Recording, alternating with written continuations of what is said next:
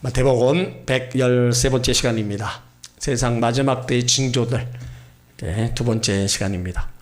마태복음 24장, 25장은 예수님께서 제자들에게 감람산 위에 앉으셔서 예루살렘을 내려다보시면서 세상 종말에 대해서 말씀하셨습니다. 그때 제자들의 질문이 하나가 어느 때 어디서 어떤 모양으로 종말이 일어나겠습니까? 그리고 또 하나는 세상 끝날 무슨 징조가 있습니까? 그때 하신 예수님의 말씀이 이제 4절로 5절 이렇게 보면 미혹을 받지 않도록 주의하라는 거예요. 4절에 마태복음 24장 4절에 예수께서 대답하여 가라사대 너희가 사람의 미혹을 받지 않도록 주의하라. 5절 많은 사람이 내 이름으로 와서 이르되 나는 그리스도하여 많은 사람을 미혹해 하리라. 그리고 11절도 보면 거짓 선지자가 많이 일어나 많은 사람을 미혹하겠다. 이게 마지막 때에 나타나는 징조입니다. 그러면서 6절에 보면 난리와 난리 소문이 들겠고 그래도 삼가 너희는 두려워 말라. 이런 일이 있어야 하되 끝은 아직 아니다.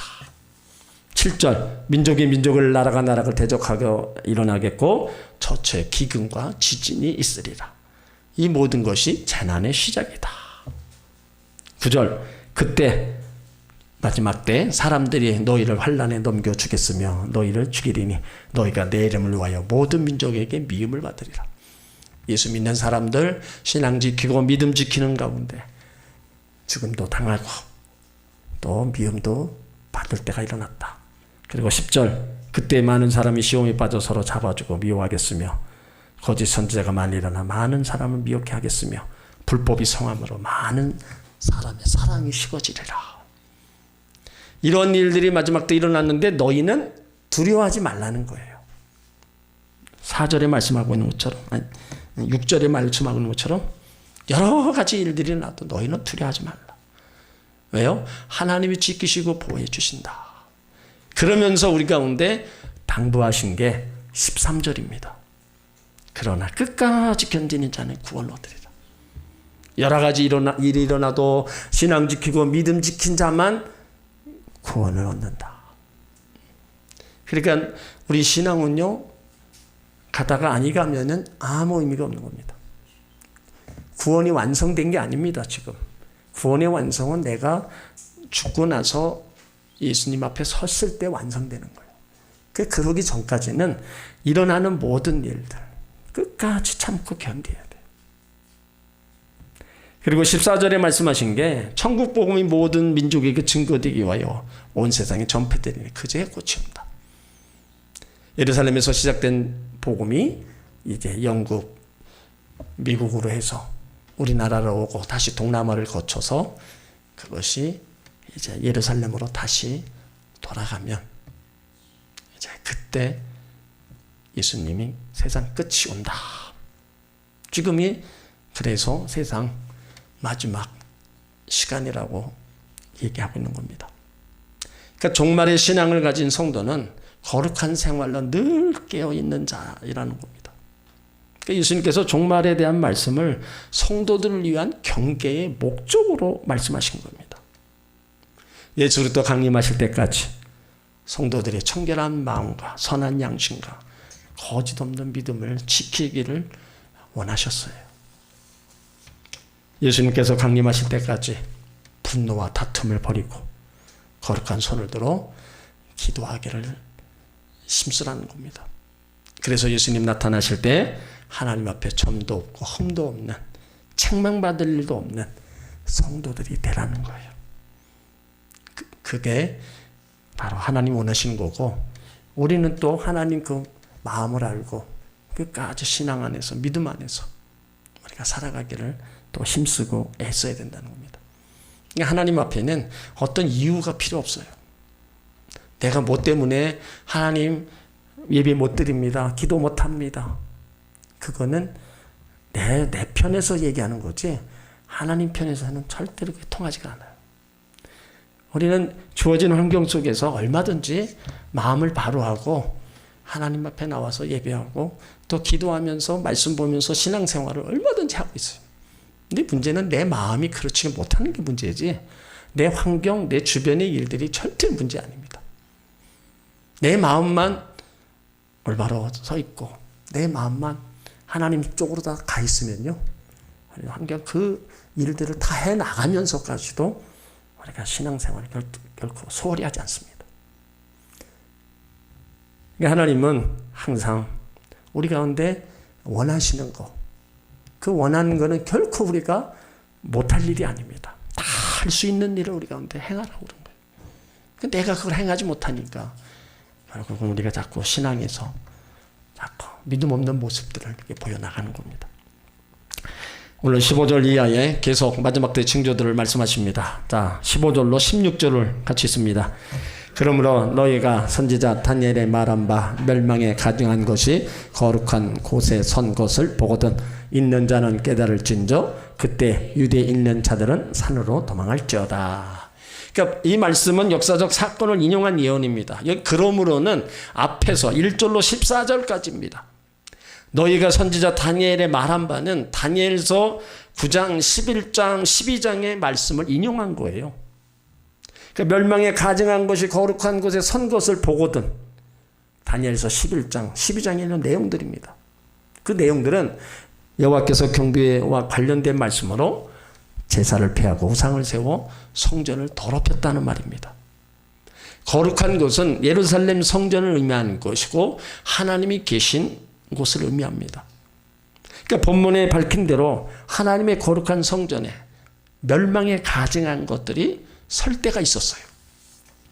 예수님 예언이 로마 디도 장군의 침공으로 인해서 실현된 겁니다.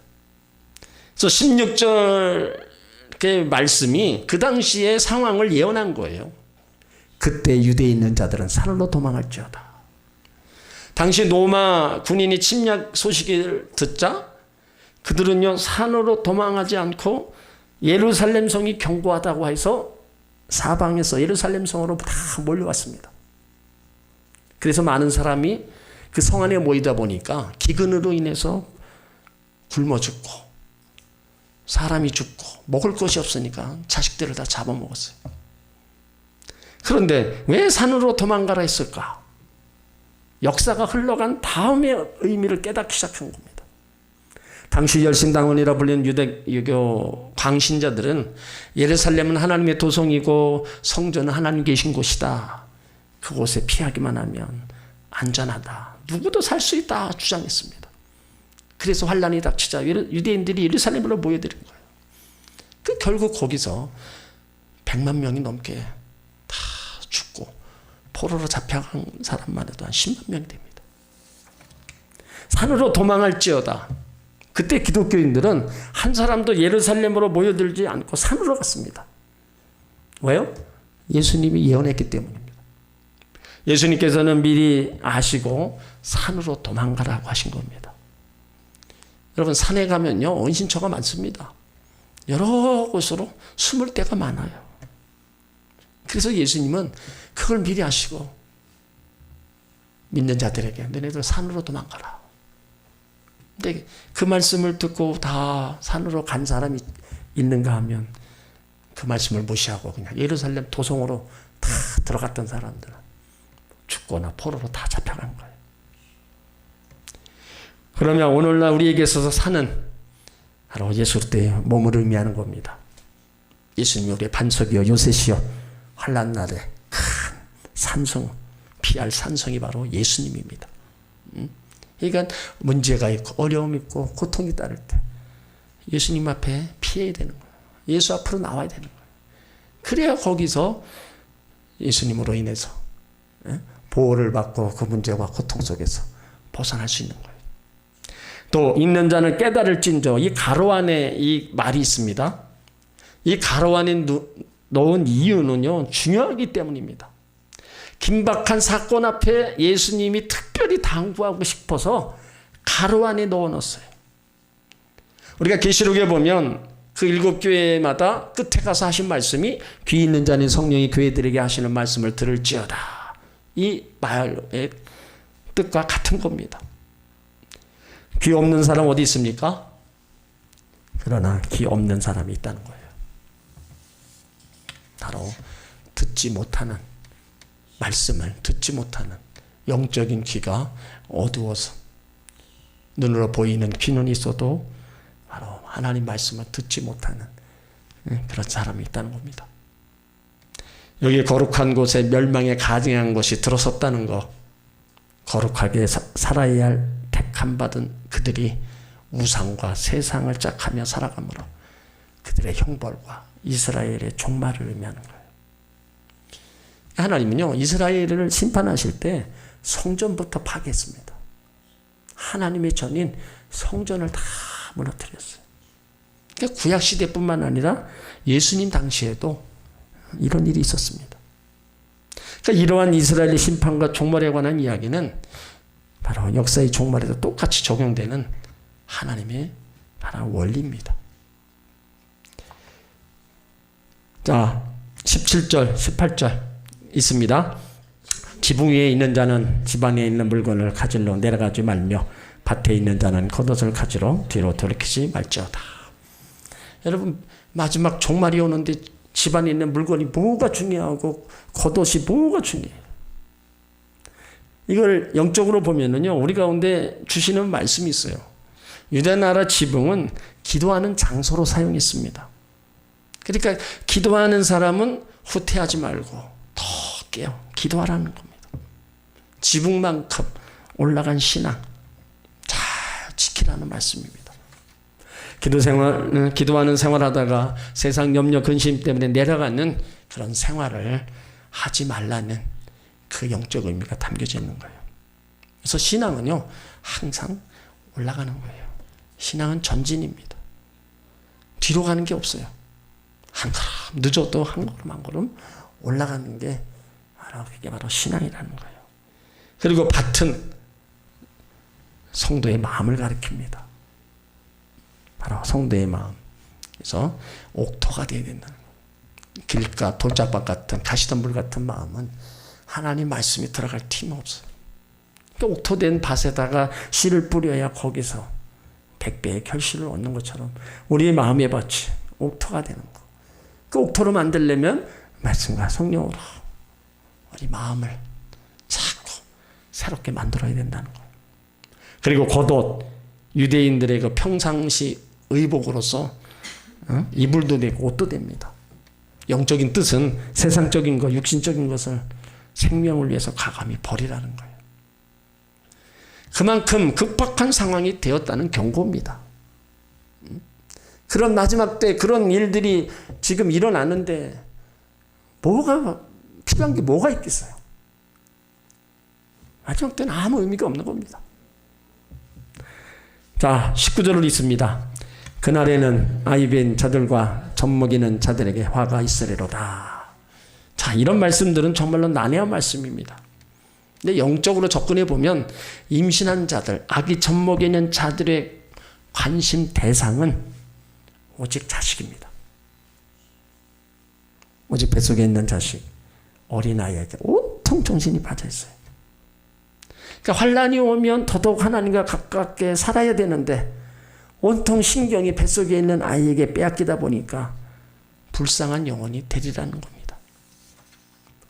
또 하나 신령한 영적 의미로는 아이벤 자는 욕심을 품고 있는 자를 의미하는데 돈에 얽매이고 세속에 얽매이는 자들을 가리키는 겁니다. 그날에 심판의 날에 욕심에 끌려 있는 자, 세상 정욕, 쾌락에 얽매여 있는 자가 되지 않도록 주의하라고 바로 당부하고 있는 겁니다. 그 당시 상황적으로 보면 디도 장군이 예루살렘 성을 포위했을 때 제일 타격을 받은 사람이 임산부였대요. 그리고 젖먹이 애를 가지고 있는 사람이었다고 합니다. 화 있으리로다 말은요, 저주의 선언이 아니라 동정이 표시하는 탄식만, 안 되었다, 아, 슬프다, 그런 뜻을 갖고 있다는 겁니다. 자, 20절을 읽습니다. 너희의 도망하는 일이 겨울에나 안식일이 되지 않도록 기도하라. 겨울과 안식일은 유대인에게 있어서 활동하는데 가장 어려운 때입니다. 겨울에는 비가 오는 계절이라 땅이 질고 식량 확보로 어려워 유대인들에게는 취약한 계절이에요. 그리고 안식일에는 종교적 행사에 주력해야 하므로 율법적으로 1.8km 이상 이동하는 것이 금지되어 있었습니다. 산으로 올라가거나 피신하는 행위 불가능하게 됩니다. 그러니까 도망하는 일이란 신앙의 다름질을 의미하는 거예요. 겨울은 만물이 얼어붙은 때를 의미합니다. 그러니까 본문의 영적인 신령한 뜻은 겨울은 영적 감동이 없을 때고 봄은 성령의 감동이 충만한 은혜의 때를 가리키는 겁니다. 그러니까 산으로 도망가야 할 환난의 때가 행여 겨울같이 심령의 감동이 없을 때, 심령이 잠들었을 때 일어나면 매우 위험한 일이라는 것을 얘기하는 거예요. 그러니까 중요한 것은 겨울같이 완악한 마음이 되지 않도록 자기 마음을 또 잘 다스려야 된다는 거예요. 그래서 하나님의 자녀들이 늘 성령 충만을 얘기하는 것 중에 하나가 그만큼 신앙에 다름질을 해야 된다는 것을 다 포함하고 있는 거예요. 자, 21절을 읽습니다. 이는 그때 큰 환난이 있겠습니다. 창세로부터 지금까지 이런 환난은 없었고 후에도 없으리라. 이는 왜냐하면이라는 뜻입니다. 그러니까 17절로 20절에 걸쳐 피난하라고 권면한 이유를 설명하고 있는 거예요. 그러니까 큰 환난, 주 70년 예루살렘 성이 함락되었을 때 그 환난을 말하지 않고요. 여기서 큰 환난은 앞으로 닥칠 대환난을 얘기합니다. 그러니까 앞으로 주님 오시는 그때 전무후무한 대환난이 온다는 거예요. 그것이 이전에도 없었고 이후에서 없었던 대환난이 온다는 거예요. 그러니까 우리 모두가 말세 영적 대환난이 올 것이라는 것에 우리가 그것 또한 믿어야 되고 그것을 맞이할 신앙의 준비를 해야 된다는 겁니다. 그냥 어제나 오늘이나 뭐 언제 오나 물론 늦게 올 수도 있어요. 예수님이. 그렇지만 내가 먼저 갈 수도 있다는 걸 알아야 돼요. 기름 준비한 슬기로운 5 처녀들이 깨워서 기름 준비했을 때 신랑이 오면 그냥 맞이하고 혼인잔치 했어요. 근데 그 10명의 처녀들이 다 신랑을 기다린 사람들, 믿는 사람들이었다는 거예요. 그러면 우리가 예수 믿는 사람들 지금 많습니다. 그 중에서 5 처녀에 들어가는 사람이 되어야 된다는 거예요. 5 처녀에 들어간 사람처럼 신랑 오심을 준비하고 있어야 된다는 거예요. 준비하지 않고요. 있다가 예수님이 오셨을 때 혼인 자리에 참여할 수가 없다는 거예요. 평안하다 하다가 환난이 갑자기 닥치면 어떻게 돼요? 감당할 수 없는 겁니다. 미리 준비를 잘 하고 살면은 환난이 와도요. 우리 믿음으로 이길 수 있고 언제 어느 때 주님이 와도 할렐루야하고 맞이할 수 있는 거예요. 그러니까 신앙은요. 지금도 중요합니다.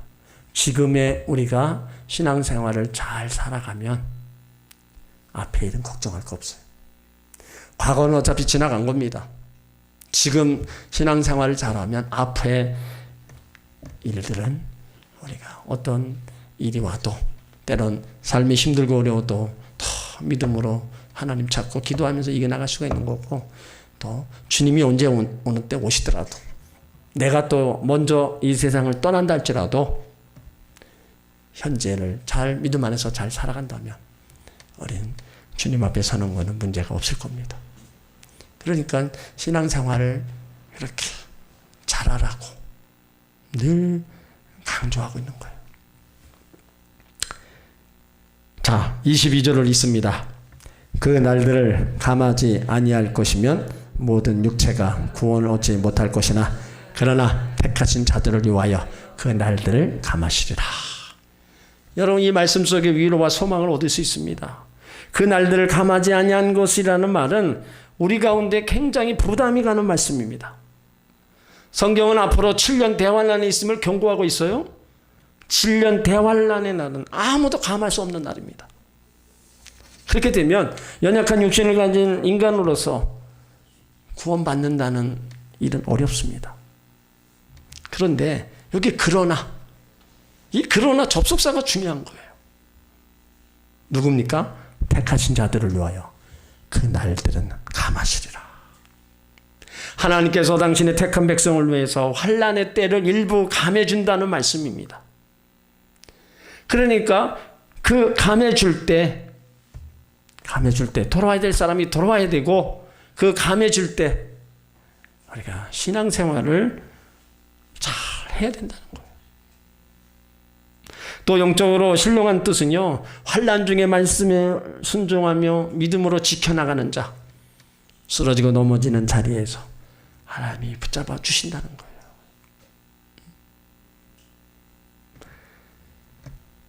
자, 23절로 24절을 읽습니다. 그때 사람 너희에게 말하되 보라 그리스도가 여기 있다 저기 있다 하여도 믿지 말라. 거짓 그리스도들과 거짓 선지자들이 일어나 큰 표적과 기사를 보이어 할 수만 있으면 택하신 자들도 미혹하리라. 자, 마지막 때 사람들이 우리 가운데 얘기합니다. 그리스도가 여기 있다 저기 있다. 그래도 믿지 말라는 거예요. 거짓 그리스도 거짓 선지자들이 큰 기적과 표적을 보여도 믿지 말라는 겁니다. 그들이 하는 일이 뭐예요? 할 수만 있으면 택하신 자들을 미혹합니다. 이게 말소의 징조들입니다. 말소의 자칭 예수, 재림 예수가 많이 나타나잖아요. 거짓 그리스도, 거짓 선지자들이 일어나 표적을 보이면서 성도들을 다 미혹하는 거예요. 거짓 그리스도, 재림주를 자청하는 사람들입니다. 직접 예수라고 말하지 않아도 감람나무, 참아버지, 태양 심판자, 다른 말을 써가면서 거짓 그리스도의 역할을 담당하는 이들이 많이 일어나는 거예요. 거짓 선지자, 성경을 잘못 가르치는 선생들입니다.